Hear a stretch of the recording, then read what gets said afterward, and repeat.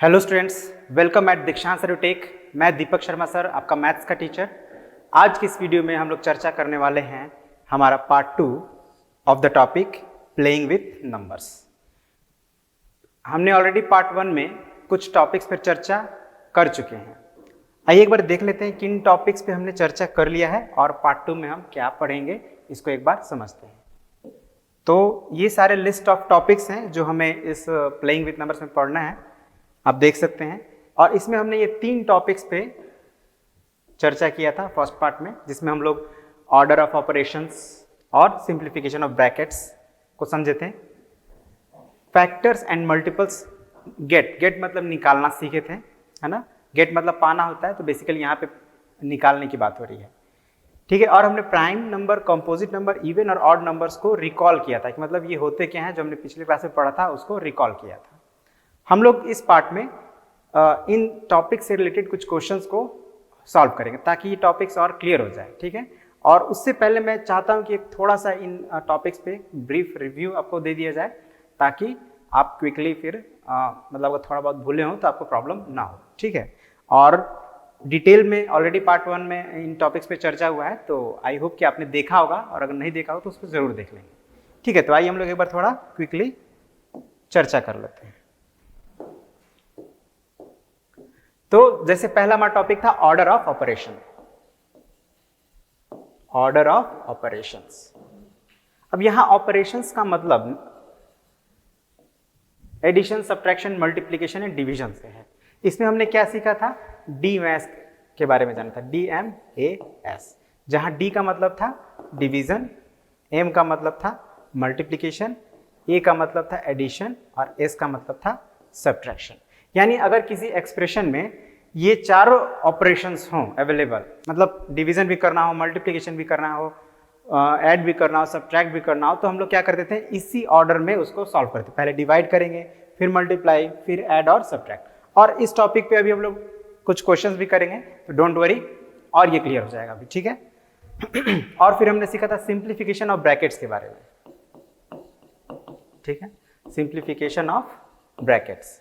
इसमें क्या था, 4 तरह के ब्रैकेट्स थे हमारे पास, ठीक है ना। 4 तरह के ब्रैकेट्स मतलब जो एक्सप्रेशन होते हैं उनमें 4 तरह के ब्रैकेट्स हम लोग यूज करते थे। एक था लाइन ब्रैकेट, फिर स्मॉल ब्रैकेट, फिर कर्ली ब्रैकेट और देन स्क्वायर ब्रैकेट। इसका ऑर्डर ऑफ ऑपरेशन भी यही था। अगर लाइन ब्रैकेट है, यानी जिसको हम लोग विनकुलम या बार भी कहते हैं, तो सबसे पहले इसको हम लोग सॉल्व करते थे, मतलब जैसे लिखा गया उसी ऑर्डर में हम लोग सॉल्व करते थे। उसके बाद स्मॉल ब्रैकेट, फिर कर्ली ब्रैकेट, फिर स्क्वायर ब्रैकेट। तो इसको भी हम लोग कुछ क्वेश्चन बनाएंगे और आपको क्लियर हो जाएगा। और इसके बाद अगर आप ब्रैकेट्स आपने सॉल्व कर लिया, तो फिर आपको उसमें of, division, multiplication, addition and subtraction, ये आपका सीक्वेंस था। तो इसको अगर हम लोग शॉर्टकट में कहें तो हम लोग इसको लिखते थे BODMAS, BODMAS। Here B means brackets, ये जो आपके 4 तरह के ब्रैकेट्स हैं, फिर ऑफ, फिर division, multiplication, addition and subtraction, मतलब इसी में BO एक्स्ट्रा ऐड हो गया है ना, कोई बहुत अलग नहीं है। तो इस चीज पे हम लोग चर्चा किए थे, और अभी हम लोग क्वेश्चन भी करेंगे और आपको क्लियर होगा। नेक्स्ट क्या था,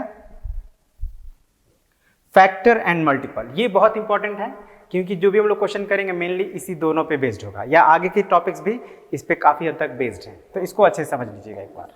फैक्टर्स क्या होता है, तो फैक्टर्स का डिफिनेशन था a number that can divide the given number is known as the factor of the given number. जैसे सपोज कीजिए मैं आपको यहाँ पे लिख रहा हूँ 15, तो ये 15 एक नंबर है। अब कौन कौन से नंबर है जो 15 को डिवाइड कर सकते हैं, तो दैट इज 1, 3, 5 एंड 15। ये 4 नंबर्स हैं जो 5 को डिवाइड कर सकते हैं। तो इन 4 नंबर्स को हम लोग क्या कहेंगे, फैक्टर्स कहेंगे ऑफ 15। मतलब 15 के 4 फैक्टर्स हैं, कौन कौन, 1, 3, 5 एंड 15। और अगर मैं मल्टीपल्स की बात करूं,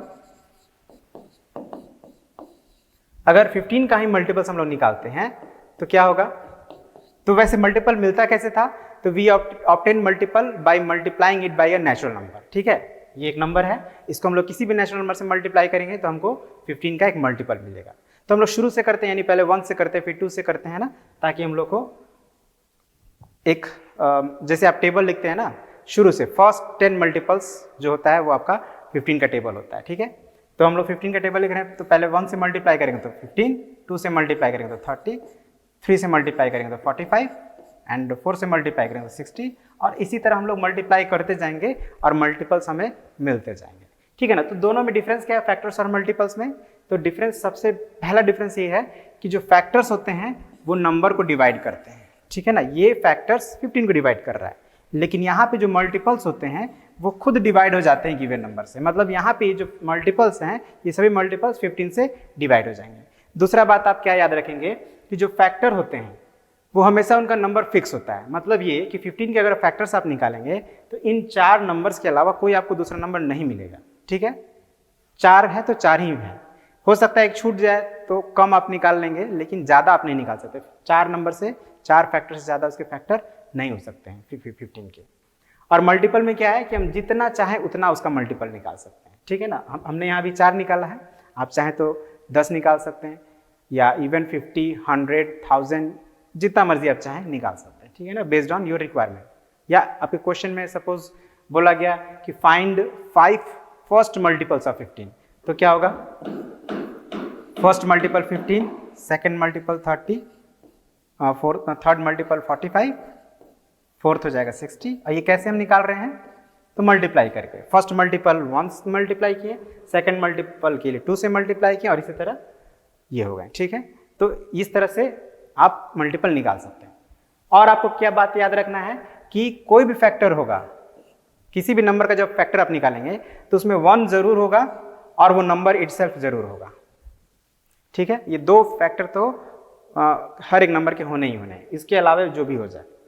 दूसरा बात आपको याद रखना है कि जो फैक्टर होगा गिवन नंबर का वो हमेशा उससे छोटा होगा, नहीं तो बराबर होगा, उससे बड़ा नहीं हो सकता है ना। बल्कि आप मल्टीपल्स में अगर ध्यान दें तो किसी भी नंबर का जो मल्टीपल होगा वो उससे या तो बड़ा होगा या उसके इक्वल होगा। जैसे आप देख सकते हैं पहला ही फैक्टर इसका मल्टीपल इक्वल है, बाकी सब इससे बड़े हैं। तो इन बातों को आप हमेशा ध्यान में रखेंगे ताकि आप जब निकालें फैक्टर्स और मल्टीपल्स तो आपको कंफ्यूजन कम से कम हो। ठीक है ना।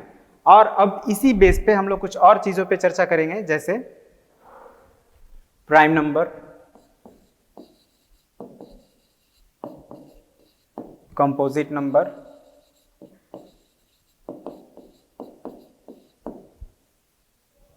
तो ये दोनों बेसिकली फैक्टर से रिलेटेड है।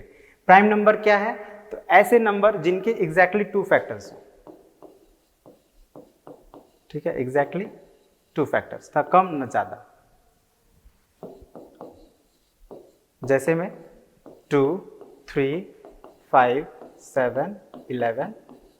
ठीक है, ये जो जितने भी नंबर मैंने यहाँ पे लिखा है, आप जब इनका फैक्टर निकालेंगे तो आपको सिर्फ 2 ही फैक्टर मिलेगा, उससे ज़्यादा नहीं मिलेगा। आप देख सकते हैं 11 का फैक्टर क्या होगा?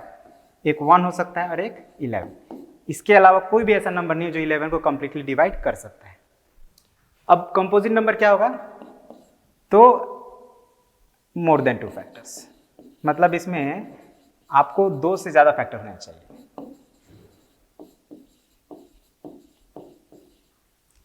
एग्जाम्पल 4 ले लीजिए। 4 के फैक्टर्स कौन कौन से होंगे? एक तो 1 होगा, एक 4 होगा खुद, और एक 2 हो जाएगा। तो 1, 2, 4 ये 3 फैक्टर्स हैं 4 के, तो 4 को हम लोग क्या कहेंगे? Composite number. इसी तरह आप 6 का निकालिए, 9 का निकालिए, 10 का निकालिए, है ना। बहुत सारे नंबर हैं जो कंपोजिट नंबर्स हैं ना, जिनके फैक्टर 3 से ज़्यादा हैं या 3 हैं। ओके, तो ये सब हम लोग और डिटेल में वैसे पढ़े हैं पार्ट 1 में, आप देखिए उनको। उसके बाद हम लोग थोड़ा पढ़े थे इवन नंबर और ऑड नंबर। अभी इवन ऑड क्या होता है? तो इवन मल्टीपल ऑफ 2 होते हैं। अगर कोई नंबर है वो 2 का मल्टीपल है तो it is an even number. और ऑड क्या होगा? इसका ठीक उल्टा, नॉट मल्टीपल ऑफ 2। अगर वो 2 का मल्टीपल नहीं है तो वो ऑड नंबर है। ठीक है, तो ये सब हम लोग को ध्यान रखना है। अब हम लोग जो अब तक पढ़े हैं उस पर कुछ क्वेश्चंस बनाते हैं। ठीक है, शुरू करते हैं। तो पहला क्वेश्चन है, right A mathematical operations for each of the following. हम लोग को एक यहाँ पे स्टेटमेंट दिया है, इस स्टेटमेंट का मैथमेटिकल ऑपरेशंस के फॉर्म में उसको हम लोग को लिखना है। ठीक है ना, कैसे लिखेंगे? पहले क्वेश्चन को ध्यान से पढ़ते हैं, समझते हैं, फिर उसको लिखते हैं हम लोग। ठीक है, तो सॉल्यूशंस क्या होगा हमारा? देखिए 57 added to quotient of 36 and 12। 56 को ऐड करना है, ठीक है ना, किस में ऐड करना है, तो कोशेंट ऑफ 36 एंड 12। अब आपको याद होगा कि कोशेंट जो होता है वो कैसे फाइंड होता है, तो डिवाइड करने पर, मतलब कि हमें यहाँ डिवाइड करना है तभी कोशेंट मिलेगा। किसको करना है, 36 एंड 12 को, ठीक है, 36 एंड 12 को। तो ऑब्वियसली आप यहाँ पे समझ रहे हैं कि 36 जो है वो बड़ा है, तो इसको हम लोग डिवाइड करेंगे 12 से। ये हो गया। अब आप कहेंगे कि सर पहले तो 57 था लेकिन आपने ऐसा क्यों लिखा, तो देखिए 57 ऐड किया जा रहा है, तो आप पहले भी लिख सकते हैं, कोई उसे दिक्कत नहीं है, क्योंकि हम लोग पहले भी लिखेंगे तो एक्सप्रेशन हमारा क्या बनेगा। चलिए अगर हम पहले लिख देते हैं 57 एडेड टू, मतलब प्लस किया जा रहा है, एडेड मतलब प्लस किया जा रहा है, किसको प्लस किया जा रहा है, तो 36 और 12 के कोशेंट को। तो इस तरह भी अगर हम लोग लिखते हैं तो पहले तो हमें डिवाइडिंग करना होगा, जो हमारा DMAS का रूल है। तो इस तरह भी आप लिख सकते हैं, या अगर आप जैसे मैं लिख रहा था 36 divided by 12 and then 57 plus, तो दोनों ही सेम एक्सप्रेशन है ना, दोनों का रिजल्ट सेम आएगा। तो ये हो गया फर्स्ट का answer. Second, 17 is multiplied to sum of 5 and 31। ये थोड़ा सा आपको समझना है अच्छे से। यहाँ पे हम लोग को 17 मल्टीप्लाई करना है, तो पहले 17 ही लिखते हैं और मल्टीप्लाई करना है। किससे मल्टीप्लाई करना है, सम ऑफ 5 एंड 31। तो सम है यानी कि प्लस करेंगे, किसको प्लस करेंगे, 5 और 31 को। तो अगर आप ऐसे लिखते हैं तो यहाँ पे एक छोटा सा प्रॉब्लम हो जाएगा, क्योंकि आपको तो लग रहा है कि आप सम में मल्टीप्लाई करें 17 के, लेकिन अकॉर्डिंग टू अदर, अगर कोई अदर पर्सन है तो उन्हें क्या लगेगा, वो तो याद करेंगे DMAS रूल, और DMAS रूल के अकॉर्डिंग वो पहले मल्टीप्लाई कर देंगे फिर प्लस करेंगे, तो इससे उनका आंसर जो है गलत हो जाएगा। तो आपको क्या करना है, हमें एक्चुअली में क्या करना है, सम में मल्टीप्लाई करना है, इन दोनों के सम में, यानी पहले हमको प्लस करना पड़ेगा। तो इसको हमको प्रेफरेंस देने के लिए हम क्या करेंगे, इसको ऐसे ब्रैकेट्स के अंदर एनक्लोज कर देंगे, ठीक है ना, ब्रैकेट के अंदर एनक्लोज कर देंगे। तो अब क्या होगा कि अब कोई भी पर्सन जब इसको सॉल्व करेंगे तो पहले वो प्लस करेंगे, क्योंकि ब्रैकेट पहले हम लोग करते हैं, अभी आपको बताया गया था, फिर उसके बाद मल्टीप्लाई करेंगे।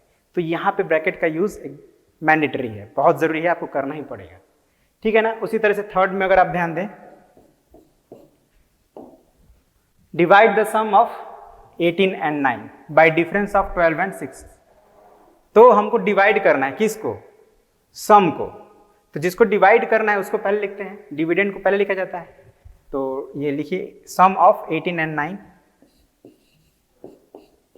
लेकिन यहाँ पे ना 18 को डिवाइड करना है या 9 को डिवाइड करना है, इन दोनों के सम को डिवाइड करना है। तो इसको हम लोग एनक्लोज कर देंगे इन द ब्रैकेट, और एक ही ब्रैकेट है तो हम लोग यहाँ पे जो फर्स्ट ब्रैकेट हम लोग जब यूज करेंगे तो ये स्मॉल ब्रैकेट को ही यूज करेंगे, ठीक है ना। लाइन ब्रैकेट भी जल्दी यूज नहीं करते हैं, जब हमारे पास कोई ऑप्शन नहीं होता तब लाइन ब्रैकेट यूज होता है, ठीक है। तो 18 प्लस 9, अब इसको डिवाइड करना है, किससे डिवाइड करना है, तो डिफरेंस ऑफ 12 एंड 6, तो 12 माइनस 6।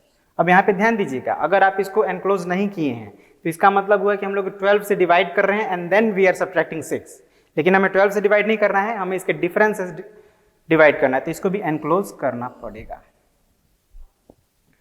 ठीक है। तो इस तरह से हमें एक्सप्रेशन बनाना है, ठीक है, या ये कही कि मैथमेटिकल ऑपरेशंस लिखना है। अब एक है हमारा last, half of 37 added to product of 32 and 4, ये कैसे होगा। तो इसके लिए हम लोग क्या करते हैं, यहाँ पे थोड़ा स्पेस है, छोटा सा एक्सप्रेशन बनेगा, तो हम लोग यहीं पे कर देते हैं हाफ ऑफ 37। तो हाफ का मतलब क्या होता है, 1/2, और ऑफ के लिए हम लोग ऑफ ही लिखते थे, ठीक है, हाफ ऑफ किसका, 37। अब इसको ऐड किया जा रहा है किसमें, प्रोडक्ट ऑफ 32 एंड 4, तो प्लस। अब प्रोडक्ट कैसे निकालते हैं, आपको याद होगा प्रोडक्ट जो होता है वो मल्टीप्लाई करने का, जो मल्टीप्लीकेशन का जो रिजल्ट होता है वो प्रोडक्ट होता है, यानी हमें मल्टीप्लाई करना है यहाँ पे, तो 32 एंड 4, ओके। तो इस तरह से ये हमारा मैथमेटिकल ऑपरेशंस हो गया। चलिए अब नेक्स्ट क्वेश्चन पर ध्यान देते हैं, सिंप्लीफाई। अब आया यहाँ पे सिंप्लीफाई, यहाँ पे अब हम लोग को ऑर्डर ऑफ ऑपरेशंस का रूल अप्लाई करके सॉल्व करना है। ठीक है ना, बहुत सिंपल सिंपल है। यहाँ पे एक माइनस है और एक डिवीजन है। तो अगर आप डीमैक्स का रूल यहाँ पे मैं लिख दे रहा हूँ, DMAS, अगर इसके हिसाब से देखें तो डिवीजन है उस एक्सप्रेशन में और सब्ट्रैक्शन है, मल्टीप्लिकेशन एडिशन नहीं है, कोई दिक्कत नहीं। जो है उसी में जो पहले आ रहा है उसको पहले करेंगे, जो बाद में आ रहा है उसको बाद में करेंगे। तो पहले डिवीजन आ रहा है तो पहले हम लोग डिवाइड कर लेते हैं। 16 में 2 से क्या आएगा 8।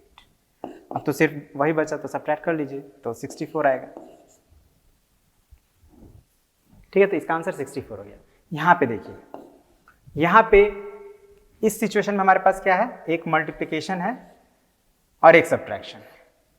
तो यहाँ पे अगर देखें तो पहले मल्टीप्लिकेशन आया तो पहले मल्टीप्लिकेशन करेंगे, और यहाँ पे दो दो बार मल्टीप्लिकेशन है तो आप दोनों को चाहे तो एक बार में भी कर सकते हैं क्योंकि दोनों सेपरेट सेपरेट है। ठीक है, तो आप क्या करेंगे, 9 में 7 से मल्टीप्लाई करके लिख दीजिए 63, और 8 में 3 से मल्टीप्लाई करके लिख दीजिए 24, और अब आप सब्ट्रैक्ट कर दीजिए। तो 63 में आप 24 सब्ट्रैक्ट करेंगे और रफ में कर लीजिए 39। ओके, बहुत इजी था। चलिए अब नेक्स्ट देखते हैं। नेक्स्ट भी इजी ही है। देखिए यहाँ पे हमारे पास है एक माइनस और 2 बार मल्टीप्लिकेशन। तो डीमैस का रूल फिर हम यहाँ पे लिख लेते हैं, DMAS। बार बार लिख लीजिए ताकि बार बार लिखने से भी याद हो जाता है। तो उसके अकॉर्डिंग पहले हम लोग मल्टीप्लिकेशन करेंगे फिर सब्ट्रैक्शन करेंगे। MS देख रहे हैं आप, तो यहाँ पे 2 बार मल्टीप्लाई करना है। तो हम लोग क्या करते हैं, पहले 80 माइनस, आप चाहें तो पहले 4 में 2 से मल्टीप्लाई करें या चाहें तो 9 में 4 से मल्टीप्लाई करें, क्योंकि आप जानते हैं एसोसिएटिव लॉ आपको पढ़ाया गया है ऑफ होल नंबर्स। उसमें अगर 3 नंबर्स को हम लोग मल्टीप्लाई करते हैं तो किसी भी 2 नंबर को पहले मल्टीप्लाई कर सकते हैं। ठीक है, तो हम लोग आप चलिए 9 × 8 कर देते हैं, 4 2 जा। अब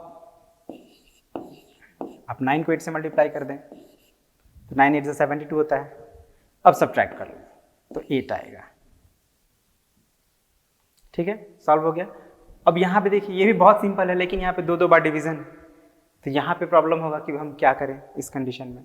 तो इस कंडीशन में आप देखिए लाइन से चलिए, सीक्वेंस के हिसाब से, जो पहले है उसको पहले करिए, जो बाद में उसको बाद में करिए। तो यहाँ पहले 18 है और 3 है, तो पहले 18 और 3 को डिवाइड कर देते हैं। क्या होगा, 3 6 = 18, अब डिवाइडेड बाई 4। अब 6 को जब आप 4 से डिवाइड करेंगे तो यहाँ पे जो आपका एक नंबर आएगा वो होल नंबर नहीं आएगा। ठीक है ना, यहाँ पे ये एक चीज़ आपको ध्यान देना है कि यहाँ पे होल नंबर में आंसर नहीं आएगा, क्योंकि आप जानते हैं कि डिवीजन को हम लोग फ्रैक्शन में जब लिखते थे तो 6/4 इस तरह से लिखते थे। ठीक है, अब इसको जब हम लोग रिड्यूस करेंगे तो ये हो जाएगा 2 3 टाइम्स में, ठीक 2 से 2 टाइम्स में, मतलब 3/2। यहाँ पे जो आंसर आया हमारा, और इसको जब मिक्स फ्रैक्शन में कन्वर्ट करेंगे तो ये 1/2 हो जाएगा। ठीक है ना, ये सब हम लोग तो पहले पढ़े हैं कई बार। क्या करते थे हम लोग, डिवाइड करते थे न्यूमरेटर को डिनोमिनेटर से, तो 2 1 = 2, 1 बचा, तो ये 1 हमारा हो गया होल नंबर, और नीचे वाला रिमाइंडर हो गया हमारा न्यूमरेटर, और ये जो डिवाइजर है वो हमारा नीचे आ गया। तो ये हमारा आंसर आ गया यहाँ पे। ओके,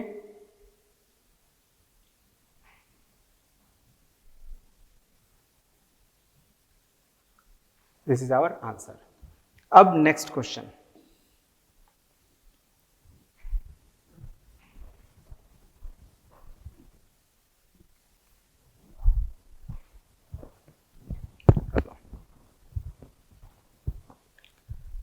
ओके, तो इसका आंसर हमारा आ गया 8। अब हम लोग इसको भी सॉल्व कर लेते हैं।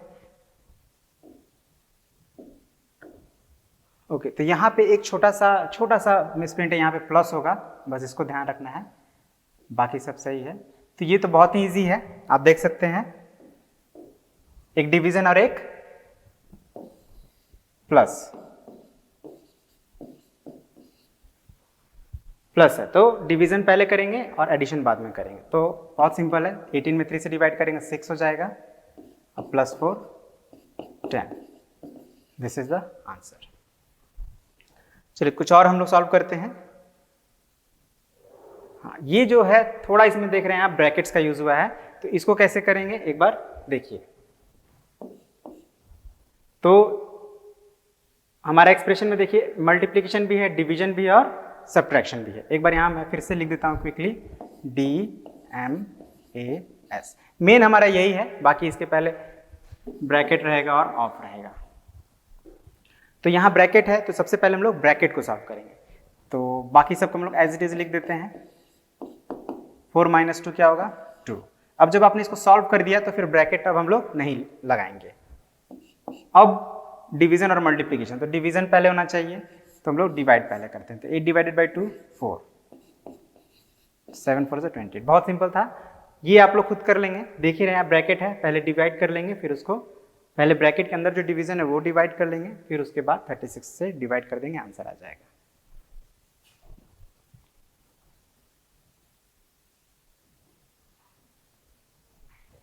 अब यहाँ पे हम लोग देख रहे हैं कि स्मॉल ब्रैकेट के साथ साथ स्क्वायर ब्रैकेट भी यूज हुआ है, तो ये भी सिंपल है। एक बार मैं करके आप लोगों को दिखा दे रहा हूँ, ठीक है, ताकि कोई कंफ्यूजन आपको ना रहे। तो सबसे पहले हम लोग ये जो ब्रैकेट के अंदर, स्मॉल ब्रैकेट के अंदर जो हमारा एक्सप्रेशन है उसको पहले सॉल्व करेंगे। तो बाकी क्या होगा, जो जैसा है वैसे ही हम लोग उसको समझिए कि उतार देंगे ऊपर से नीचे, ठीक है। तो यहाँ तक तो हो गया। अब 16 में जब आप 4 से डिवाइड करते हैं तो क्या होता है? 4 होता है। हो गया सॉल्व। अब ब्रैकेट लिखेंगे नहीं, अब हम लोग जो ब्रैकेट के राइट साइड में जो भी लिखा हुआ है नंबर, उसको एज इट इज उतार लेंगे। अब फिर यहाँ 19 में से 4 अब माइनस करेंगे, है ना। तो 19 में से 4 माइनस करिए, 15 × 4, ठीक है। 15 4 × 60 हो गया। अब ये सेकेंड नंबर भी देखिए बहुत इजी है, यहाँ पे 2 बार ब्रैकेट्स यूज हुए हैं, एक यहाँ और एक यहाँ। तो हम दोनों अलग अलग है, तो हम लोग एक साथ भी इसको कर सकते हैं। तो 12 3 × 36 डिवाइडेड बाई 3 कितना होगा? 4 होगा। अब इसके आगे तो बहुत सिंपल है, 36 डिवाइडेड बाई 4 9 × 2 = 18। तो आप देख रहे हैं, अगर हम लोग जैसे ही रूल्स को फॉलो कर रहे हैं तो आसानी से हमारा जो प्रॉब्लम है वो सॉल्व हो जा रहा है। और मैं आपको एक बात बता दूं कि इस तरह के प्रॉब्लम्स अगर आपके बुक में दिए हुए हैं तो आप उनको जरूर सॉल्व करें खुद से, क्योंकि इनको प्रैक्टिस करना बहुत जरूरी है। जितना प्रैक्टिस करेंगे उतना ही आप अच्छे से सिंप्लीफाई करना सीख पाएंगे। ऑलराइट, इसीलिए मैं भी यहाँ पे आप लोग को प्रैक्टिस करके दिखा रहा हूँ। अब एक देखिए, यहाँ पे हम चारों ब्रैकेट्स यूज हुए हैं ना, लाइन ब्रैकेट भी है, स्मॉल ब्रैकेट भी है, कर्ली ब्रैकेट भी है, स्क्वायर ब्रैकेट भी है, और ऑपरेशंस में ज़्यादा नहीं है, केवल माइनस ही यूज हुआ है। तो इसको कैसे करेंगे एक बार आप देख लीजिए, बहुत सिंपल है। तो ये लाइन ब्रैकेट हमारा यहाँ से यहाँ तक है, ठीक है ना। तो बाकी इसके पहले का जो है एज इट इज हम लोग नोट डाउन कर लेंगे। यहाँ पे हमें कुछ नहीं करना, सीधे सीधे जो लिखा है उसको उतारते जाना है माइनस तक। अब आप देखिए 5 में से 2 माइनस करना है, लाइन ब्रैकेट है ऊपर, तो 5 में से पहले 2 को माइनस करेंगे, कितना आएगा? 3। अब इसके राइट साइड में जो भी लिखा है आप उसको as it is note down कर लेंगे। हो गया, एक स्टेप हमारा कंप्लीट। अब फिर अब हमारा स्मॉल ब्रैकेट ये आ रहा है यहाँ से यहाँ तक, तो इसके पहले का जो भी नंबर्स लिखे हैं एज इट इज आपको नोट डाउन कर लेना है। तो 5 में से 3 माइनस करेंगे, क्या होगा? 2 होगा।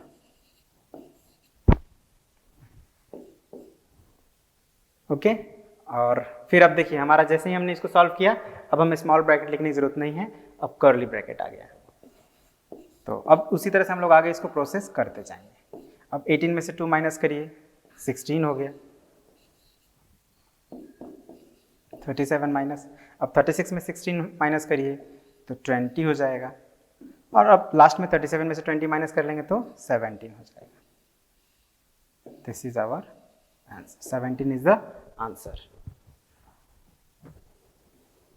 ओके, तो आई होप आपको समझ में आ रहा होगा कि कैसे हम लोग सिंप्लीफाई कर रहे हैं। बस हमें बॉडमास रूल का ध्यान रखना है और step by step 1 by 1 simple करते जाना है, लास्ट में we will get the answer.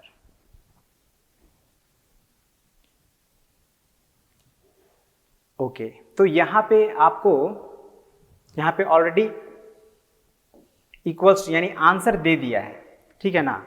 यहाँ पे आपको सिंप्लीफाई इस हिसाब से करना है कि 12 आ जाए। अब ये थोड़ा आपको थोड़ा स्ट्रेंज लगेगा कि सर क्या कह रहे हैं, एक्चुअली में हमें यहाँ पे कुछ चीज़ मिसिंग है, स्पेशली ब्रैकेट्स मिसिंग है। ब्रैकेट्स आर मिसिंग, तो हमको यहाँ पे यूज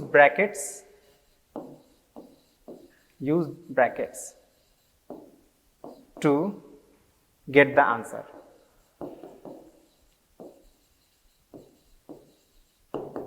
अगर हम लोग ब्रैकेट नहीं यूज करेंगे, ऐसे ही अगर सॉल्व करेंगे तो देखिए क्या इसका आंसर आता है। पहले मल्टीप्लाई करेंगे 28 हो जाएगा, -3 -1। अब यहाँ पे दो बार माइनस है तो हम लोग जो पहले है उसको पहले माइनस कर देते हैं। 28 - 3 25 -1। अब ये 25 में से 1 माइनस करेंगे तो 24 आ जाएगा। मतलब हमें आना चाहिए 12, लेकिन आ गया 24। इसका मतलब कि हमें कहीं ना कहीं ब्रैकेट यूज करना है। तो कैसे यूज करेंगे ब्रैकेट? तो अब अगर आप यहाँ पे ब्रैकेट यूज करते हैं, 4 और 7 को ब्रैकेट यूज करते हैं, तो उससे कोई फायदा नहीं, क्योंकि वैसे भी हम लोग पहले मल्टीप्लाई ही करते हैं, है ना। हमें आंसर क्या चाहिए? 12 चाहिए। तो अगर हम लोग इसको ब्रैकेट यहाँ पे लगा देते हैं, इसी को ऐसे लिखते हैं 4 × 7 -3 -1, और यहाँ पे ब्रैकेट लगा देते हैं। अब थोड़ा हम लोग को यहाँ पे एक ट्रायल करना पड़ेगा। ट्रायल मतलब एक बार देखना पड़ेगा कि ऐसे करते हैं तो क्या आंसर आएगा, वैसे करते हैं तो क्या आंसर आएगा, और थोड़ा सा अपना कॉमन सेंस यूज करना है। अब देखिए यहाँ पे ये तो समझ में आ रहा है कि 4 से मल्टीप्लाई करना है तो 12 आ रहा है। तो 4 में किससे मल्टीप्लाई करते हैं तो 12 आता है, 3 से मल्टीप्लाई करते हैं। तो हमें बस एक ऐसा कॉम्बिनेशन बनाना है कि जिससे कि यहाँ पे 3 आ जाए। तो अब देखिए कैसे होगा।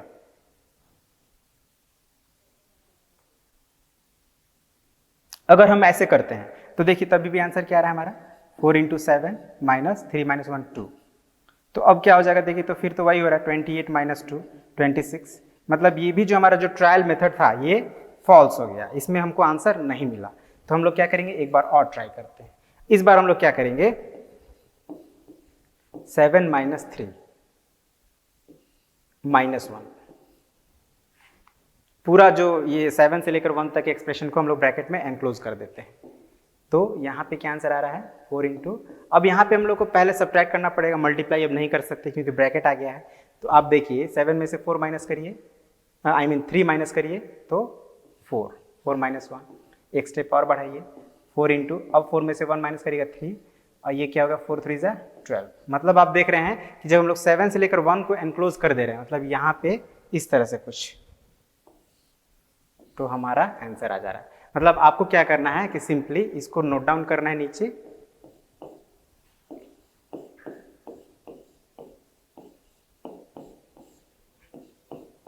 और ब्रैकेट अपने तरफ से लगा देना है प्रॉपर प्लेस पे, ताकि वो ये इक्वेशन को सेटिस्फाई करे। ठीक है ना, यही आपको करना। और कैसे करेंगे तो देखिए, मैंने भी 3 बार ट्रायल किया तब जाके हमको प्रॉपर आंसर मिला। तो यही आपको भी करना है। अगर आप, हो सकता है आपका फर्स्ट ट्रायल में ही आपको आंसर मिल जाए, अगर फर्स्ट में नहीं मिले तो सेकंड ट्राई करिए, सेकंड टाइम में अगर आंसर नहीं आए तो थर्ड ट्राई करिए। जितना भी पॉसिबल हो सकता है आपको यही यहाँ पे करना है। ठीक है ना। तो ये जो सेकंड नंबर है इसको आप ट्राई करें, और इसके साथ साथ कुछ और भी होंगे आपके बुक में क्वेश्चंस, उनको भी आप ट्राई करेंगे। ठीक है ना। तो और देखते हैं अब आगे कुछ क्वेश्चन क्या है। ओके, तो ये आ गया हमारा सीव ऑफ इरेटोस्थीन्स। तो इसके बारे में थोड़ा देर में भी चर्चा करें। ठीक है ना। अभी हम लोग क्या करते हैं, एक दूसरा क्वेश्चन है उसको पहले सॉल्व करते हैं।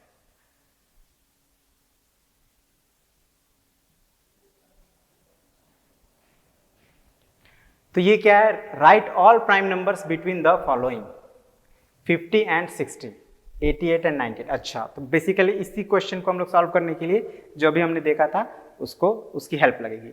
तो अब इसमें क्वेश्चन क्या है पहले समझ लेते हैं। हमें क्या करना है, 50 और 60 के बीच में जितने भी प्राइम नंबर्स हैं उनको लिखने हैं। तो उसके लिए क्या करेंगे, हम लोग 1 by 1 50 से लेकर 50 के बाद कौन कौन से नंबर होते हैं, 51, 52, 53, 54, 55, 56, 57, 58, 59, ये 9 नंबर्स हैं।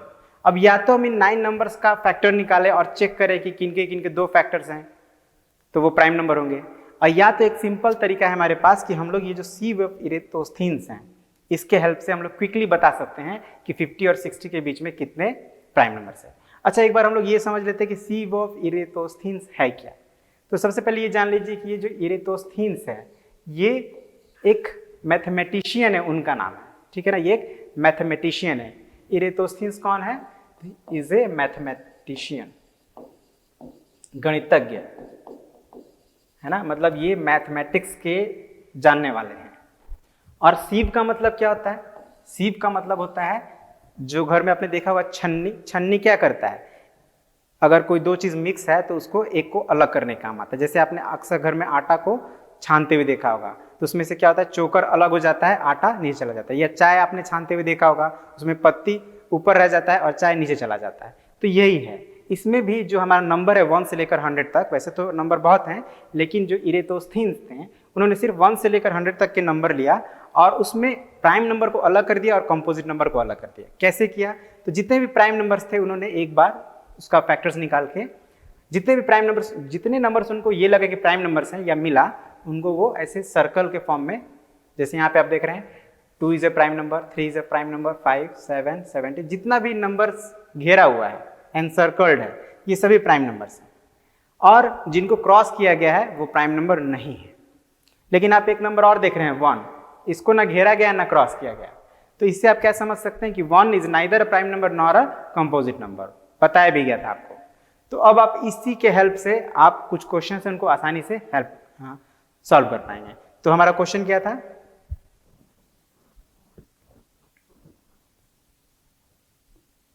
फिफ्टी और 60 के बीच कितने प्राइम नंबर से ये बताना है। तो आप देखिए 50 कहाँ है हमारा, यहाँ पे है 50 और यहाँ पे 60, मतलब 50 और 60 के बीच में ये हमारे सभी नंबर हैं।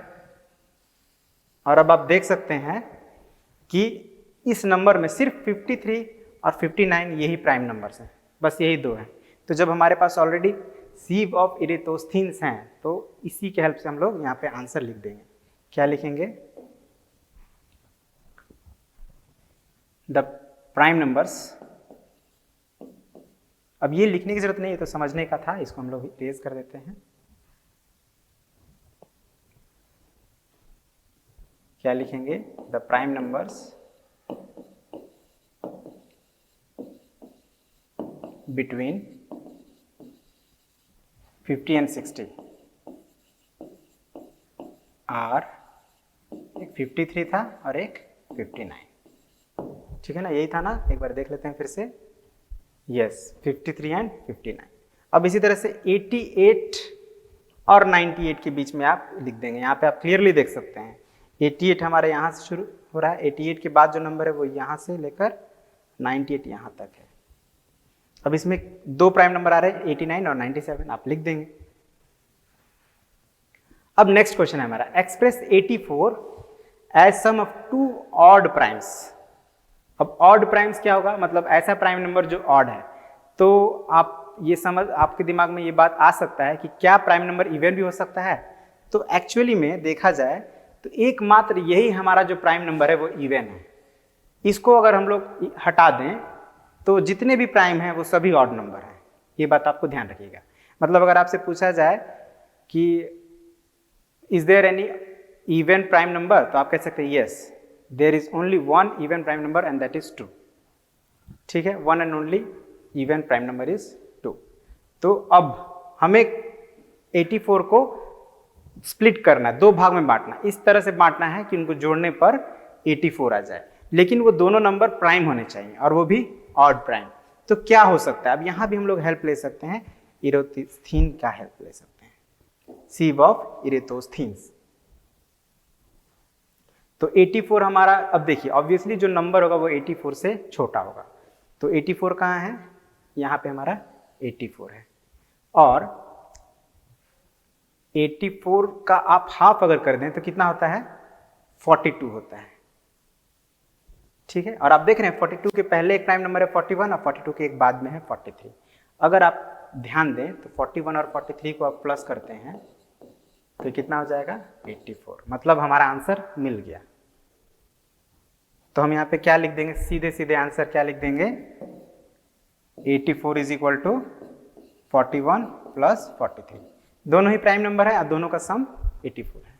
तो इस तरह से ये हमारा सेकंड का भी आंसर आ गया with the help of sieve of Eratosthenes. अब एक लास्ट क्वेश्चन 3 है जिसमें हमें चेक करना है कि 496 इज अ परफेक्ट नंबर और नॉट।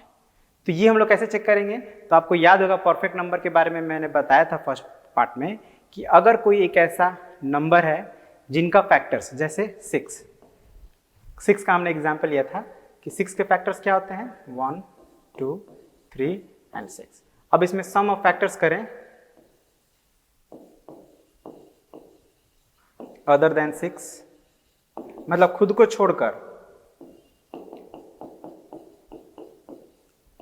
6 हो गया। मतलब अगर ये बराबर हो जाए, सम ऑफ फैक्टर्स उस नंबर के बराबर हो जाए, तो ऐसे नंबर को हम लोग परफेक्ट नंबर कहते थे। तो हमें भी यही करना है, 496 के सभी फैक्टर्स को निकालना है। अब ये कैसे निकालेंगे, तो ये थोड़ा डिफिकल्ट है, तो इसको हम लोग निकालते हैं। और आप ध्यान दीजिएगा कि कैसे हम लोग सभी फैक्टर्स को निकाल सकते हैं। तो सबसे पहले आपको क्या करना है कि आप नंबर को ऑब्जर्व करेंगे, फैक्टर्स ऑफ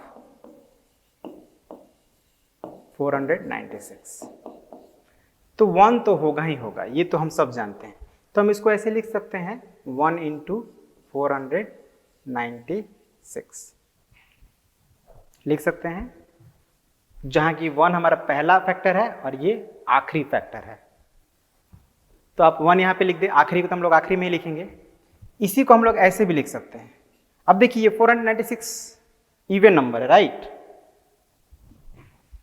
तो इवन नंबर है तो 2 इसका फैक्टर डेफिनेटली होगा। तो अगर हम इसको एक फैक्टर 2 ले लेते हैं, तो 2 में कितना से मल्टीप्लाई करेंगे तो 496 आ जाएगा। तो इसके लिए हम लोग क्या कर सकते हैं, डिवाइड कर सकते हैं 496 को 2 से।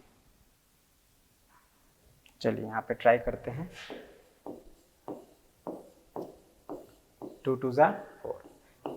थोड़ा मतलब ये जो प्रोसेस है थोड़ा टाइम कंज्यूमिंग है ना, आप ऐसे ही डायरेक्ट नहीं बता पाएंगे। 2 4 = 8, 2 8 = 16, यानी क्या आंसर आया 248 आया। मतलब 248 भी इसका फैक्टर होगा। अब 248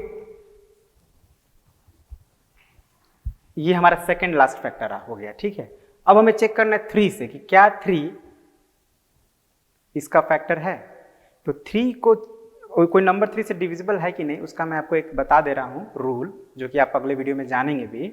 उसका रूल यही है कि हमें क्या करना है, डिजिट्स को ऐड करना है। अगर वो 3 से डिविजिबल है तो समझ जाएंगे कि वो नंबर जो है 3 से डिविजिबल होगा। जैसे इसको हम लोग ऐड करते हैं, 6 + 4 10 + 9 19 हो रहा है, और 19 3 से डिविजिबल नहीं है, तो ये 3 से डिविजिबल नहीं होगा।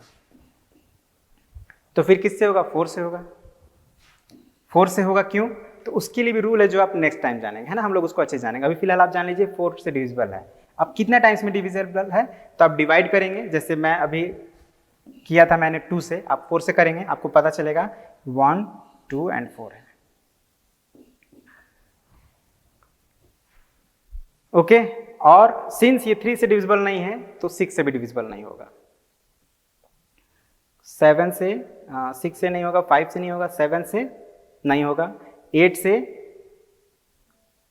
से डिविजिबल है, तो 8 इसका एक फैक्टर हो जाएगा। 8 से कितने टाइम्स में होगा, तो 8 6 = 8 2 = ध्यान दीजिएगा, थोड़ा इसमें समय लगता है। 8 हो गया। अब 9 से डिविजिबल है कि नहीं, तो 9 से डिविजिबल नहीं हुआ, क्योंकि जो नंबर 3 से डिविजिबल नहीं है वो 9 से कभी हो ही नहीं सकता, ये बात याद रखिएगा। 10 से भी नहीं होगा, क्योंकि 10 का भी लास्ट में 0 होना चाहिए। 11 से हो सकता है कि नहीं, नहीं होगा, 11 से भी नहीं होगा। तो फिर किससे होगा, 12 से, 12 से भी नहीं होगा। तो फिर किससे होगा, 13, नहीं 13 से तो होगा नहीं,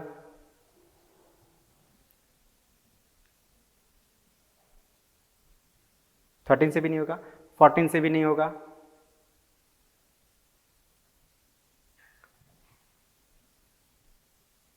तो अब ये हम लोग कर क्या रहे हैं, बेसिकली हम लोग को ऐसे ही चेक करना पड़ेगा। अब हमको जो नंबर्स हैं 8 और 62 के बीच के ही नंबर होंगे जो 496 को डिवाइड कर पाएगा। और आप ऐसे पाएंगे, अगर इस तरह से कर रहे हैं तो 62 को अगर हम लोग फैक्टराइज करें, अगर मान लीजिए आपको कंफ्यूजन है तो ये छोटा नंबर जो है 62, इसी को बस अब आप अगर आप करते हैं तो इसका एक फैक्टर आएगा 31, ठीक है ना, 2 टाइम्स में। तो ये 16 इसका फैक्टर हो जाएगा। फिर 16 कितने टाइम्स में, 31 टाइम्स में।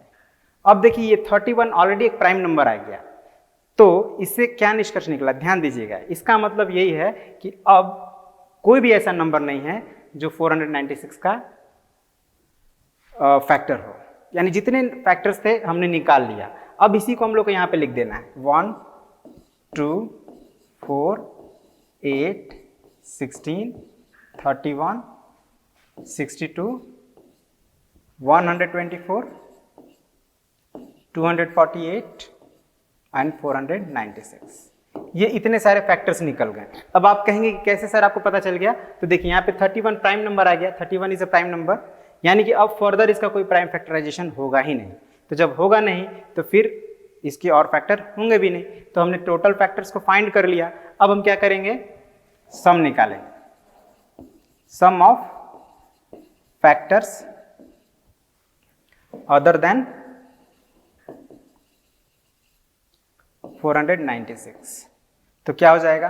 1 + 2 + 4 + 8 + 16 + 31 + 62 24 + 248 प्लस, अब ये 496 को नहीं प्लस करना है, इसको हम लोग नहीं प्लस करेंगे। अब इतने नंबर्स को हम लोग ऐड करके देखें कि क्या ये 496 के इक्वल आ रहा है। तो चलिए इसको ऐड करते हैं।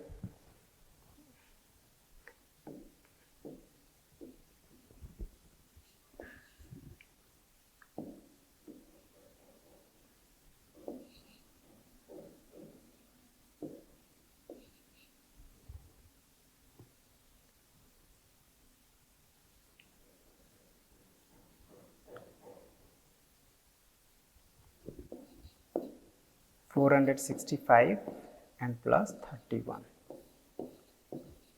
देखिए ये जब ऐड किया हम लोग कितना आ गया? 496 आ गया। मतलब इसका सम जो आ रहा है वो गिवन नंबर के बराबर आ रहा है। इसका मतलब इससे हम क्या कंक्लूजन क्या निकला कि ये जो 496 है ये परफेक्ट नंबर है। अब यही हम लोग लिख देंगे clearly, 496 is a perfect number.